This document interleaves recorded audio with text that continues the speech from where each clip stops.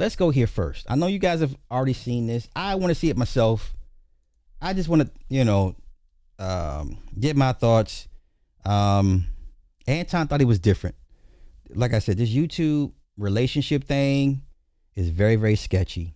It's very, what can you do for me? It's very cliquish, right? Oshay has been in the middle of so many clicks and beefs behind the scenes, and either people have amnesia or are too scared to call him out on it, which I don't understand. What can he do to you?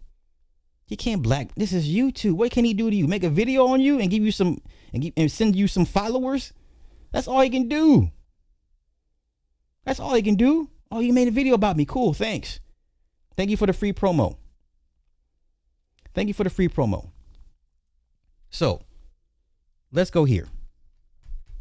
Let's go here. Anton thought he was different. YouTube friendships are not real friendships. Everything is quid pro quo. It's very cliquish. It's like fraternity, are you part of the cool kids? Can you sit at the cool kids table? It's like the Mean Girls. Anton thought Oshay was his friend.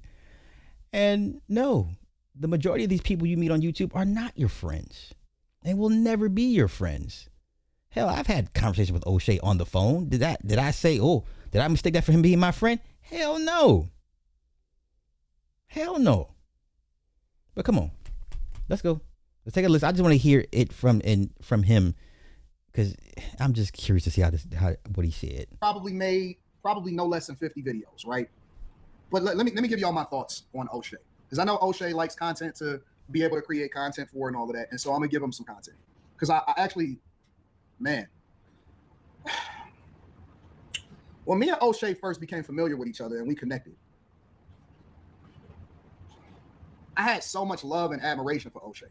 Oshay was one of the rare people that actually had my phone number, and we would exchange, I guess, pleasantries, or we would talk occasionally, not that often.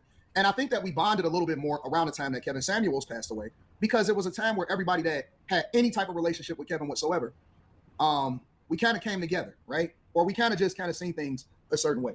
And this is when everybody was jockeying for Kevin for position and the curry favor with Kevin. If Kevin blessed you, fuck with you, everybody was trying to touch. If I could just touch the hem of his garment, it's one of those. If I could just touch the hem of his garment, I'll be healed. Everybody was fighting for his adoration, right? I hate to do this like a Warhammer thing, but in Warhammer, all the Primarchs were fighting for the Emperor's attention. They all wanted the love and attention from the Emperor. And given all their little messed up ways of how they all grew up differently in all these different planets and different situations, some grew up aristocratic, some grew up as slaves. But at the end of the day, they all wanted his affection, his attention. They wanted his love. And that's no different with Kevin Samuels, right? But let's continue. Took some insight from Oshay. Like, we had a conversation, and he was telling me some things about how he monetized. And I'll give Anton credit. He went to Kevin's funeral. Oshay did not. I remember Oshay blaming COVID. And at the time, they had lifted COVID restrictions on travel right before he died. Anton made the trip to, where is it? Kansas or wherever. He was there. Anton went to Kevin's funeral. I give him proud. He did something Oshay wouldn't do. Not saying he couldn't. I said Anton did something Oshay wouldn't do. Right? Remember O'Shea's other little buddy got killed in a drunk driving accident out there in Africa? Didn't go to his funeral either. Did y'all forget about that? Oh, no. Did y'all forget O'Shea's best buddy died in a car wreck with a drunk driver, and he didn't go to his funeral either? Y'all remember that shit? Yeah? No? Huh. Okay, let's get back to it. And he does his YouTube channel and stuff like that. And I implemented some of that stuff. And I even shared it with some of you guys inside of some of the mastermind sessions and stuff. And it kind of broke my heart because, and let me tell you why. It wasn't that we've ever met in person before. It wasn't. But it's certain people that you interact with over a period of time that you kind of have a greater affinity for, a greater level of respect for, because you've had moments in life that was meaningful. Kevin Samuels' death was meaningful, and he was meaningful to all of us, a lot of us anyways. The few conversations that we had on the phone, we've never had a problem whatsoever. You know what I'm saying? So on one hand, I was cool when he was making videos because I understood it, right? I understand content. I understand the game. I understand what come along with it. I'm cool with that, right? But see, the problem that I had and what broke my heart is that because you know me, at least you can be objective. What broke his heart, sir, you care too much. This is YouTube. There are no real friends here, none. There are how you got all this knowledge and wisdom and you couldn't peep this out. How did you not see this coming? Like, how did you not see it for what it was? But once again, once you're in the clique, once you're deemed a cool kid, the blinders, you don't have to worry about, at least you don't think you have to worry about being snaked from behind or who's jockeying for position against you, who's trying to undermine you because you're in the club. Oh, those are my brothers. They would never snake me. Okay, sure enough. Come on. You see what I'm saying? Like, I've never said anything negative to him whatsoever. I've never said anything bad. Like, I can have my opinion about something and say somebody is wrong, but I'm not coming after him, and it doesn't affect me at all. So the breaking my heart part was personal. It wasn't professional. Nothing slows down from a financial perspective. My life is great. My family is great. Everything is awesome. So whatever it was that people was trying to do or what they... So I assume your daughter has been healed from being doxxed, right? So no more therapy for your daughter. Remember that? See how that quickly that came and went? His daughter... Well, okay, come on. Let's continue. What they was doing, because in my honest opinion, I believe that they picked the wrong side, obviously. And it's so funny that it played out that way because I believe that Oshay is trying to save face right now, if I'm just being objective. And again, I don't have nothing negative to say about him. What hurt me was the fact that he wasn't at the very least objective. When you have my phone number, he could have called me, we could have laughed, and this doesn't mean that he has to. He has my phone number. He has people that has my phone number. We got mutual friends and shit like that. We actually spoke in real life. He could call me and we could do a live stream or whatever. He taking the advice of gossip girls. He taking advice of people that ain't never met me in real life before. He's speaking off of rumors and making all of this stuff. And it's like, where's the integrity? Where's the integrity? It's one thing to say that I disagree with Anton on this, or I think he could have handled this differently, or hey, I think that Corey got the best of him on that and all of that other stuff. I don't have no problem with that. That's content. I've never had a problem whatsoever. But isn't it ironic? And I got to point out the timing. I got to be honest. Isn't it ironic that it just so happened to turn when I go on Fresh and Fit and I get cool with Myron and Fresh? Now, I know that he'll never say this. He'll never admit this because he hates Fresh and Fit. And he's right. He's right. Flashback, Oshay, Kevin, we're all telling everybody to turn on and don't support Fresh and Fit. Donovan Sharp got caught in the middle because Donovan Sharp's not a real friend, right? He knew Fresh and he knew them guys first.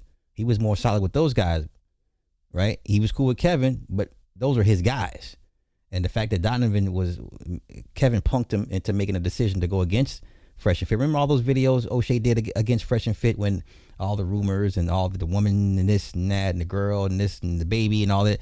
He made 11 videos about Fresh and Fit, right? Remember Kevin saying was like, hey, try to punk Fresh and Fit. Hey, move y'all's stream back 2 hours. Don't share my airtime. Don't come live the same time I'm going live. This is the type of shit Kevin was doing. And Oshay was right there like, yeah. It's us versus Fresh and Fit. And then I said Kevin Samuels is scared of competition. Because if you the big dog like that, you'd be like, oh, yeah, go ahead and stream at the same time I do, and let's see who does bigger numbers. Kevin was scared to death of Fresh and Fit. Fresh and Fit were young, they were hungry, and they had the ears of the youth. Kevin had the ears of old motherfuckers, you 40 and 50-year-olds. They don't move the needle. They're not anybody's core key demographic. 18 to 35 is where you live and die when it comes to your marketplace. And Fresh and Fit had that in spades. You understand? But come on. He's right. Anton's right. He hate Myron, but that's a them problem. That ain't got nothing to do with me. I ain't never spoke on him on a platform. I've never done a hit video about him. And guess what I'm never going to do? I'm never going to do a hit piece or a hit video on Oshay Duke Jackson. You know why? Because I actually spoke to him in real life. And I've always had the perspective that if I have a disagreement with somebody that I know or somebody that I have their phone number, that I would actually reach out to them behind the scenes. Y'all came at me and said, hey, man, you need to criticize Charleston for this, criticize Charleston for that. And I wouldn't do it. You know why? Because any disagreement that me and Charleston had, we going to handle behind the scenes. Now I'm going to defend myself, and then we wind up fixing it like brothers. And that's the difference, right? That's the difference. But and let me be clear. Oshay owes me nothing. He owes me nothing. I have nothing negative to say about him whatsoever. But I think that the timing was very interesting, that the time that he decided to go against me and make all of these crazy hit pieces about how bad of a father I might be or all of this stuff. And it's like, oh, wait a minute, this is personal. This is personal. When did this shit turn personal? I find the timing to be suspicious. The minute that it started to turn the other way, because he was making objective videos previously, was when I first was cool with Fresh and Fit. Now, I'm not saying that that's the catalyst. I just find the timing suspicious, right? The second thing is I didn't know that he loved Corey Holcomb as much as he loved Corey Holcomb. I'm assuming that they had some in-person interaction, that they know each other personally, that they've had some phone calls with each other or something like that. I didn't know because he got his gear on, he got all of that stuff on. And so my thing was, all right, it's one thing, because I understand the Dusties. I understand niggas that wanted to be on the show before and didn't have a platform that got under 10,000 subscribers and they built their whole platform on. They may be bitter, right? That's just some bitter baby mama type of shit. That's a different type of energy. I understand that, you know what I'm saying? People feel a certain type of way about the fact that they don't agree with my political stance and stuff like that. Cool. That's something we can have a conversation about, or something that you can disagree about. But when it turned personal, I'm like, damn. And somebody close to me, I'm not gonna say who it is, they said, hey, I thought y'all was cool. So I thought we was too.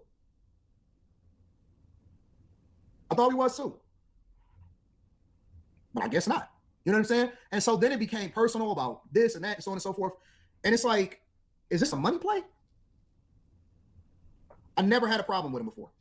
I've never had a problem with him before. Ever.